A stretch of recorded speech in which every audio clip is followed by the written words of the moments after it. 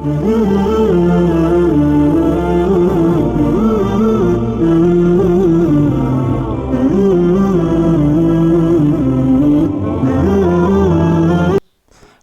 lagi di channel Kisah Masyhur. Kali ini kita akan membagikan kisah tentang Abu Nawas dengan judul Lolos dari Maut. Karena dianggap hampir membunuh Baginda Raja, maka Abu Nawas mendapat celaka.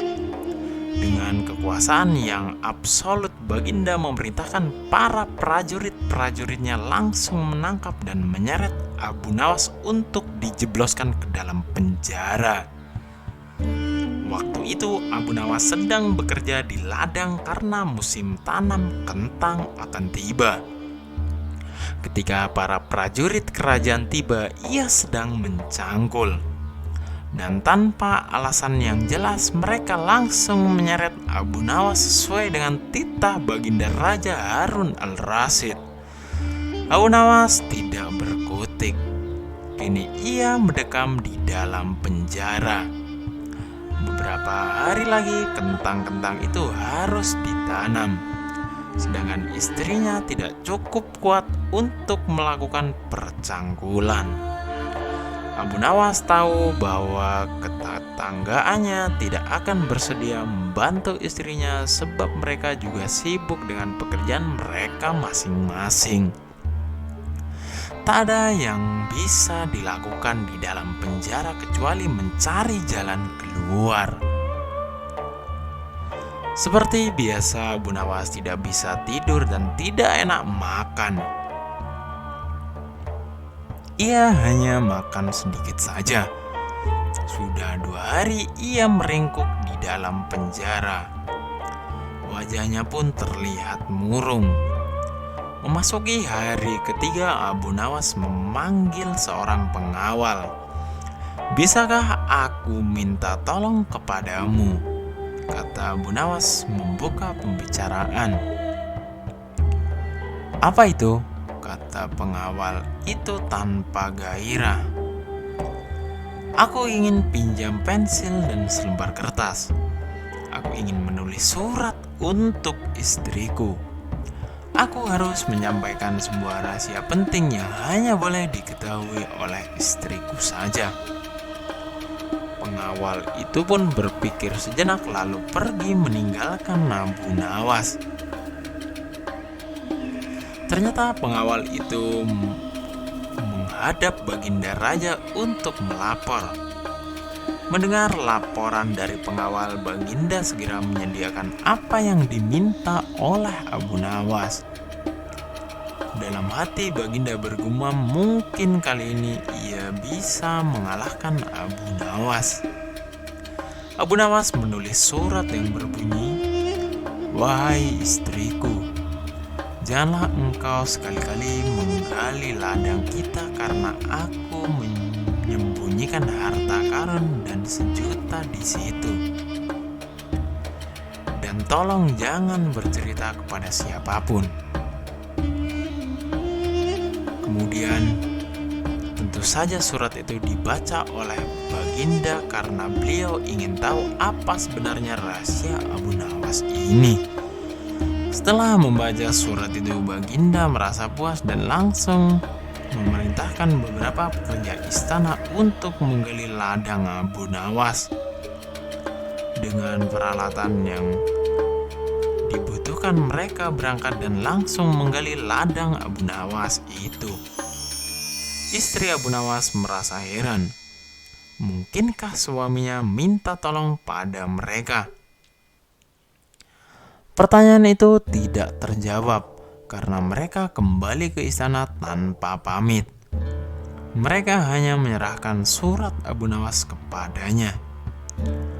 5 hari kemudian Abu Nawas menerima surat dari istrinya. Surat itu pun berbunyi, "Mungkin suratmu dibaca sebelum diserahkan kepadaku, karena beberapa pekerja istana datang ke sini 2 hari yang lalu. Kemudian mereka menggali seluruh ladang kita. Lalu apa yang harus kukerjakan sekarang? rupanya istrinya Abu Nawas belum mengerti muslihat suaminya. Tetapi dengan bijaksana Abu Nawas membalas, "Sekarang engkau bisa menanam kentang di ladang tanpa harus menggali, wahai istriku." Kali ini Baginda tidak bersedia membaca surat Abu Nawas lagi. Baginda makin mengakui keluar biasaan akal Abu Nawas. Bahkan di dalam penjara pun Abu Nawas masih bisa melakukan pencangkulan. Abu Nawas masih mengeram di dalam penjara. Namun begitu, Abu Nawas masih bisa menyelesaikan pekerjaannya dengan memakai tangan orang lain. Baginda pun berpikir sejenak. Kemudian beliau segera memerintahkan sipir penjara untuk membebaskan Abu Nawas. Baginda Raja tidak ingin menanggung resiko yang lebih buruk, karena akal Abu Nawas tidak bisa ditebak. Bahkan di dalam penjara pun Abu Nawas masih sanggup menyusahkan orang. Keputusan yang dibuat Baginda Raja untuk melepaskan Abu Nawas memang sangat tepat. Karena bila sampai Abu Nawas bertambah sakit hati, maka tidak mustahil kerusakan yang akan ditimbulkan akan semakin parah dan gawat. Kini hidung Abu Nawas sudah bisa menghisap udara kebebasan di luar. Istri Abu Nawas menyambut gembira kedatangan suami yang selama ini sangat dirindukan. Abu Nawas juga riang gembira, apalagi melihat tanaman kentangnya akan membuahkan hasil yang bisa dipetik dalam waktu dekat. Abu Nawas memang girang bukan kepalang, tetapi ia juga merasa gundah. Bagaimana Abu Nawas tidak merasa gundah gulana? Sebab Baginda sudah tidak lagi memakai perangkap untuk memenjarakan dirinya. Tetapi Baginda Raja langsung memenjarakannya. Maka tidak mustahil bila suatu ketika nanti Baginda langsung menjatuhkan hukuman pancung. Abu Nawas yakin bahwa saat ini Baginda pasti sedang merencanakan sesuatu untuk dirinya. Abu Nawas menyiapkan payung untuk menyambut hujan yang akan diciptakan Baginda Raja. Pada hari itu Abu Nawas mengumumkan dirinya sebagai ahli nujum atau tukang ramal nasib. Sejak membuka praktek ramal-meramal nasib, Abu Nawas sering mendapat panggilan dari orang-orang terkenal. Kini Abu Nawas tidak saja dikenal sebagai orang yang handal dalam menciptakan gelak tawa, tetapi juga sebagai ahli ramal yang jitu. Mendengar Abu Nawas mendadak menjadi ahli ramal, maka Baginda Raja Harun ar-Rasyid merasa khawatir. Baginda curiga, jangan-jangan Abu Nawas bisa membahayakan kerajaan. Maka tanpa pikir panjang Abu Nawas pun ditangkap. Abu Nawas sejak semula yakin Baginda Raja kali ini berniat akan menghabisi riwayatnya. Tetapi Abu Nawas tidak begitu merasa gentar. Mungkin Abu Nawas sudah mempersiapkan tameng. Setelah beberapa hari meringkuk di dalam penjara, Abu Nawas digiring menuju tempat kematian. Tukang penggal kepala sudah menunggu dengan pedang yang baru diasah. Abu Nawas menghampiri tempat penjagalan dengan amat tenang. Baginda merasa kagum terhadap ketenangan Abu Nawas. Tetapi Baginda juga bertanya-tanya dalam hati mengapa Abu Nawas begitu tabah menghadapi detik-detik terakhir hidupnya. Ketika Algojo sudah siap mengayunkan pedang, Abu Nawas tertawa-tawa sehingga Baginda menangguhkan pemancungan. Beliau pun bertanya, "Hai Abu Nawas, apakah engkau tidak merasa ngeri menghadapi pedang Algojo?" "Ngeri tuanku yang mulia, tetapi hamba juga merasa gembira," jawab Abu Nawas sambil tersenyum. "Hah? Engkau merasa gembira?" tanya Baginda kaget. Betul Baginda yang mulia, karena tepat 3 hari setelah kematian hamba, maka Baginda pun akan mangkat menyusul hamba ke hari kematianmu. Karena hamba tidak bersalah sedikit pun. Tegas Abu Nawas tetap tenang. Kemudian Baginda pun gemetar mendengar ucapan Abu Nawas. Dan tentu saja hukuman pancung dibatalkan. Abu Nawas digiring kembali ke penjara. Baginda memerintahkan agar Abu Nawas diperlakukan istimewa. Malah Baginda memerintahkan supaya Abu Nawas disuguhi hidangan-hidangan yang enak-enak. Tetapi Abu Nawas tetap tidak kerasa tinggal di penjara. Abu Nawas berpesan dan setengah mengancam kepada penjaga penjara bahwa bila ia terus-menerus mendekam dalam penjara, ia bisa jatuh sakit atau meninggal. Baginda Raja terpaksa membebaskan Abu Nawas. Abu Nawas telah mendengar penuturan penjaga penjara. Cita-cita atau obsesi menghukum Abu Nawas sebenarnya masih bergejolak. Namun Baginda merasa kehabisan akal untuk menjebak Abu Nawas lagi. Seorang penasehat kerajaan kepercayaan Baginda Raja Harun al-Rasyid menyarankan agar Baginda memanggil seorang ilmuwan ulama yang berilmu tinggi untuk menandingi Abu Nawas. Pasti masih ada peluang untuk mencari kelemahan Abu Nawas. Menjebak pencuri harus dengan pencuri, dan ulama dengan ulama. Baginda menerima usul yang cemerlang itu dengan hati yang bulat. Setelah ulama yang berilmu tinggi berhasil ditemukan, Baginda Raja menanyakan cara terbaik menjerat Abu Nawas. Ulama itu memberitahu cara-cara yang paling jitu kepada Baginda Raja. Baginda Raja pun hanya manggut-manggut setuju. Wajah Baginda tidak lagi murung. Apalagi ulama itu menegaskan bahwa ramalan Abu Nawas tentang takdir kematian Baginda Raja sama sekali tidak mempunyai dasar yang kuat. Tiada seorang pun manusia yang tahu kapan dan di bumi mana ia akan mati, apalagi tentang ajal orang lain.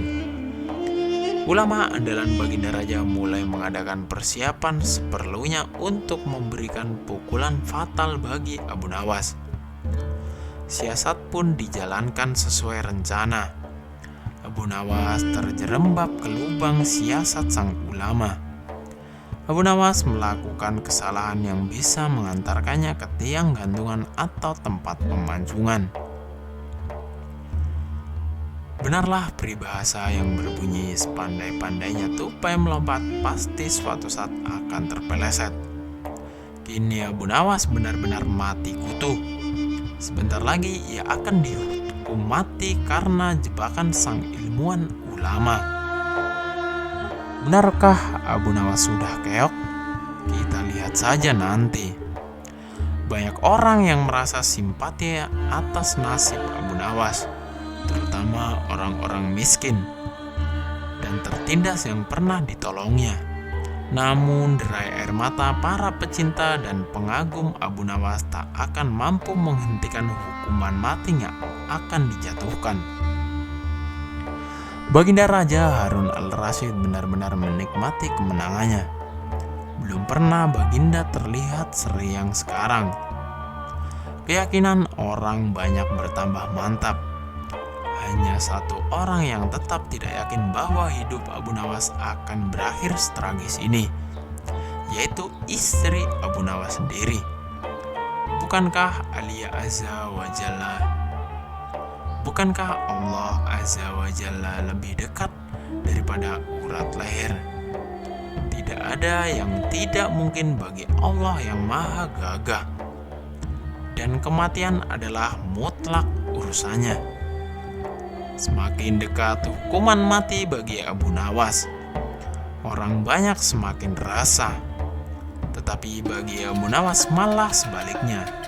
Semakin dekat hukuman bagi dirinya, semakin tegar hati. dirinya.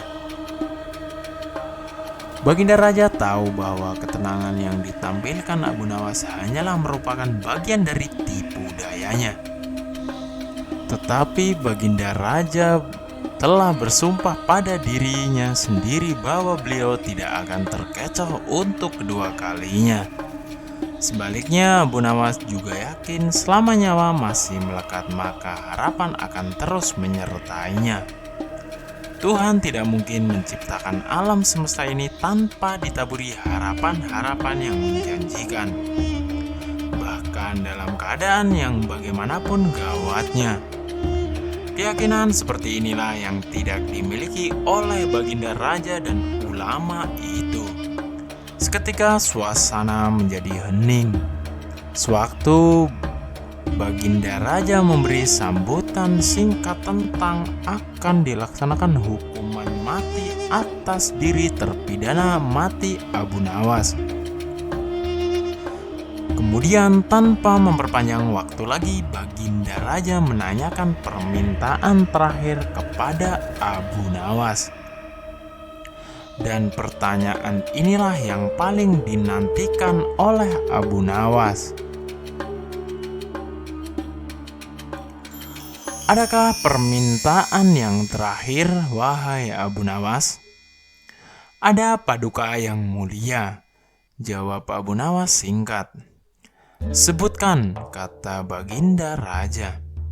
Sudilah kiranya hamba diperkenankan memilih hukuman mati yang hamba anggap cocok, wahai Baginda yang mulia, pinta Abu Nawas kepada Baginda. Baiklah, kata Baginda menyetujui permintaan Abu Nawas. Paduka yang mulia, yang hamba pinta adalah bila pilihan hamba benar, maka hamba bersedia dihukum pancung. Tetapi jika pilihan hamba dianggap salah, maka hamba dihukum gantung saja, kata Abu Nawas memohon. Engkau memang orang yang aneh. Dalam saat-saat yang amat genting pun engkau masih sempat bersenda gurau. Tetapi ketahuilah, bagiku segala tipu muslihatmu hari ini tak akan bisa membawamu kemana-mana, kata Baginda Raja sambil tertawa. Hamba tidak bersenda gurau, paduka yang mulia, kata Abu Nawas bersungguh-sungguh. Hamba tidak bersenda gurau, paduka yang mulia. Hamba memang betul. Baginda makin terpingkal-pingkal. Belum selesai Baginda Raja tertawa-tawa, Abu Nawas berteriak dengan nyaring. Hamba minta dihukum pancung.